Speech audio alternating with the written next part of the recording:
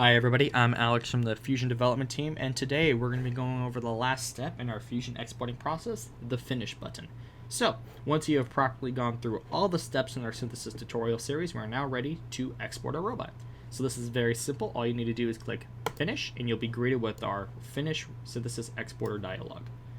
I'm going to slide it over so we can see all the options easier. You can also usually resize these windows if you need to, but in this case, we'll keep it small.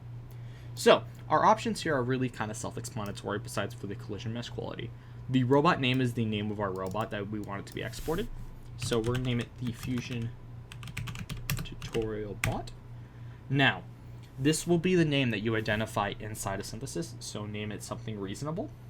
Now, the second option is the collision mesh quality. Now, this is more of a complex setting, so we're going to go into depth with it right now. So we support inside of Synthesis two options, bounding box and VHCD. Now these determine how we will generate our collision meshes inside of our simulator. Collision meshes identify how objects will interact with each other, so the more accurate the collision mesh, the more accurate your simulation.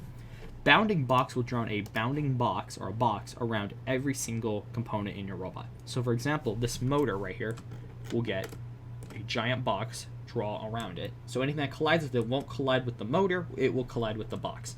This is by far the quickest way to export a robot, as the calculations are very simple, but will not offer the most accurate collision quality inside your simulator. So we recommend when you're testing out Synthesis, use the bounding box option when you're doing all your designs, but later if you need a more accurate simulation, export a version using our next option, which is VHCD. VHACD is an option which will actually look at every single mesh inside of your robot, cut it into pieces, and then make a collision mesh based off of that. So this motor would get a collision mesh that is very accurate to the shape of the actual motor. This will give you amazingly accurate collision meshes and better simulation, but will take much longer to export. So we only recommend using these settings when you're really testing collision-based actions inside your simulator. For example, robot-to-robot actions. Let's say you're, for example, on the screen you'll see an example using a ramp bot.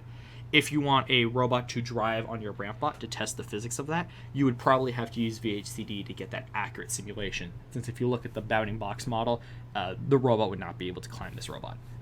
So, in this tutorial, we're just going to select bounding box, but we do offer the VHCD options. Quick note, for most of your robots that all have individual components like this one, where sims and bolts are their own component, basic is completely fine for almost all simulations. Medium and high will add a lot of time to your export, but for certain models that have larger, more complicated single components, these are good options to try out.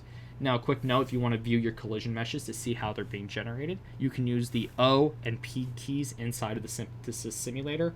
These may change in the future, so check your control panel inside of Synthesis to see what these options are. They should be labeled collision debug view.